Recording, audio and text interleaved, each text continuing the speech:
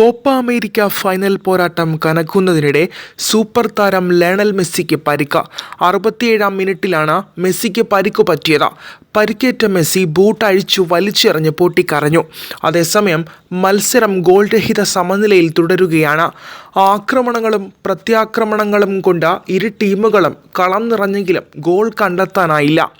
പന്ത് കൈവശം വെച്ച് കളിച്ചതും കൂടുതൽ മുന്നേറ്റങ്ങൾ നടത്തിയതും കൊളംബിയയാണ്. അർജന്റീനയുടെ ആക്രമണങ്ങളോടെയാണ് മത്സരം തുടങ്ങിയത്. മത്സരം സമനിലയിൽ തുടരവേ സൂപ്പർ താരം മെസ്സി പരിക്കേറ്റ് പുറത്തായത് അർജന്റീനയ്ക്ക് തിരിച്ചടിയായി.